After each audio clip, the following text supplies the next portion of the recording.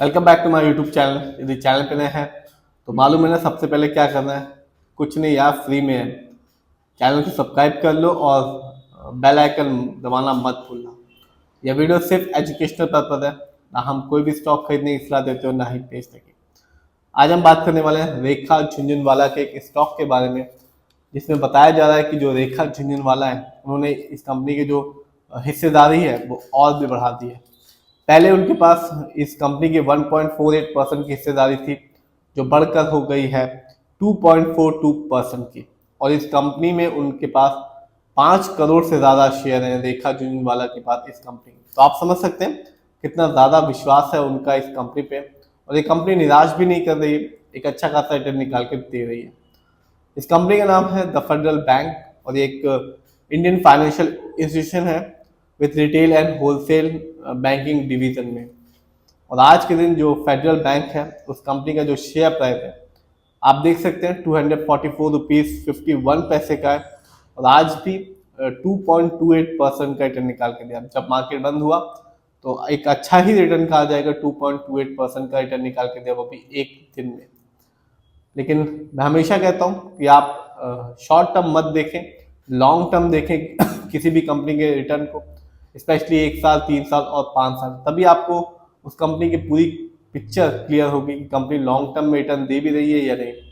इस कंपनी की बात करें यानी कि फेडरल बैंक की, तो 1 साल में इस कंपनी का रिटर्न अच्छा ही कहा जाएगा, क्योंकि मार्केट डाउन था, फिर भी 24.17% का रिटर्न निकाल के दिया। यानी आज से ठीक 1 साल पहले फेडरल बैंक का जो शेयर प्राइस था वो था 200 रुपीज 25 पैसे का, और आज है 244 रुपए का। तो 24% रिटर्न निकाल के दिया 1 साल में। इसलिए अच्छा कह रहा हूँ क्योंकि मार्केट अधिकतर समय डाउन ही था। कुछ भी नहीं, बड़ी बड़ी कंपनी ने तो निराश किया अपने शेयर होल्डर्स को। उस कंपनी के, बड़ी बड़ी कंपनी के जो स्टॉक है वो टूट गए, गिरावट रही, लेकिन इस कंपनी ने ऐसा कुछ भी नहीं किया। एक अच्छा रिटर्न निकाल के दिया 24.17% का। 3 साल में फेडरल बैंक का जो रिटर्न था वो था 80.78% का, जबकि 5 साल में इस कंपनी ने शानदार रिटर्न निकाल के दिया। और ये बताया कि कंपनी जब मार्केट स्टेबल होता है तो अपने शेयर होल्डर्स को बिल्कुल भी निराश नहीं करती, और कंपनी ने ऐसा किया भी। 5 साल में इस कंपनी का जो रिटर्न था 322% का था। यानी आज से ठीक 5 साल पहले इस कंपनी का जो शेयर प्राइस था 2020 में वो था 58 रुपीज 45 पैसे का। तो आप समझ सकते हैं 60 रुपए से भी नीचे का शेयर प्राइस था 5 साल पहले, और आज के दिन 250 रुपए के आसपास का हो गया। तो कंपनी ने एक अच्छा रिटर्न निकाल के दिया 5 साल में। और आप जिस भी अच्छी कंपनी को देखेंगे, वो हर एक कंपनी लॉन्ग टर्म में ही एक अच्छा खासा रिटर्न निकाल के देती है, स्पेशली 3 साल और 5 साल में। ऐसा नहीं होता कि 6 महीने या 1 साल में कोई कंपनी एक अच्छा खासा रिटर्न निकाल के देती है। थोड़ा समय लगता है, जो आप अपना पैसा देखते हैं, कंपनी उसको नए प्रोजेक्ट्स खरीदती है, और उसके बाद ही आपको कुछ टाइम के बाद ही, 3 साल और 5 साल के बाद ही एक अच्छा खासा रिटर्न देखने को मिलता है। लेकिन यदि हम इस कंपनी के ओवरऑल रिटर्न को देखें तो कंपनी ने अभी तक अपने शेयर होल्डर्स को 11,196% का रिटर्न निकाल कर दिया। यानी 2002 में फेडरल बैंक का शेयर प्राइस था सिर्फ 2 रुपए का, जो आज के दिन 244 रुपए का। तो कंपनी लगातार अपने शेयर होल्डर्स को लॉन्ग टर्म में एक अच्छा खासा रिटर्न दे रही है। स्टॉक के परफॉर्मेंस को देखते हैं तो हाईएस्ट शेयर प्राइस गया इस साल 246 रुपीज 75 पैसे, जबकि इस साल का लोएस्ट शेयर प्राइस रहा 172 रुपीज 66 पैसे का। अभी ही 22 अगस्त 2025 को इस कंपनी ने अपने शेयर होल्डर्स को डिविडेंड भी दिया 1 रुपीज 20 पैसे का। तो जिसके बाद भी इस कंपनी की एक अच्छी क्वांटिटी होगी, मान लीजिए रेखा झुनझुनवाला के पास, उनके पास 5 करोड़ शेयर है इस कंपनी के, तो आप समझ सकते हैं 5 करोड़ रुपए तो उनको सिर्फ डिविडेंड से ही मिल गया। तो यही होता है, जब आपके पास एक अच्छी क्वांटिटी होती है तभी आपको डिविडेंड भी एक अच्छा खासा देखने को बनता है।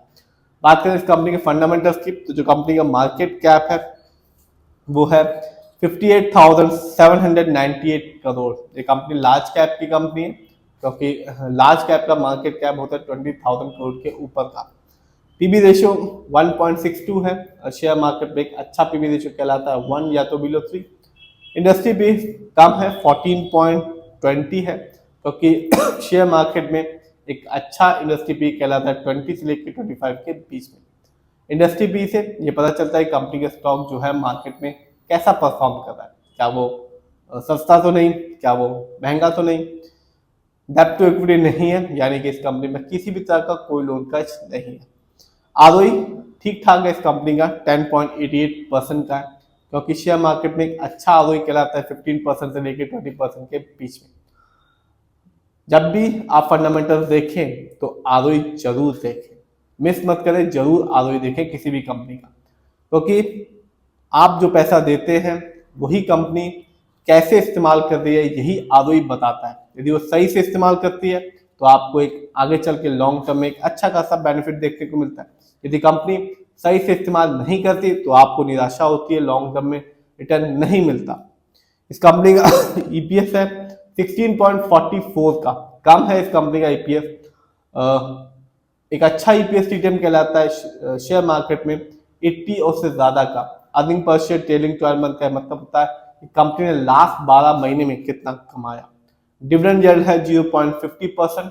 शेयर मार्केट में एक अच्छा डिविडेंड यील्ड कहलाता है 2% से लेकर 6% के बीच में।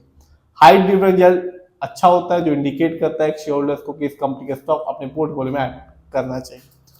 बात करें इस कंपनी के फाइनेंशियल कंडीशन की, तो सबसे पहले रेवेन्यू को देखूं तो सितंबर क्वार्टर में इस कंपनी का रेवेन्यू था 8,321 करोड़, जबकि इस साल इस कंपनी का ईयरली रेवेन्यू था 32,030 करोड़ का।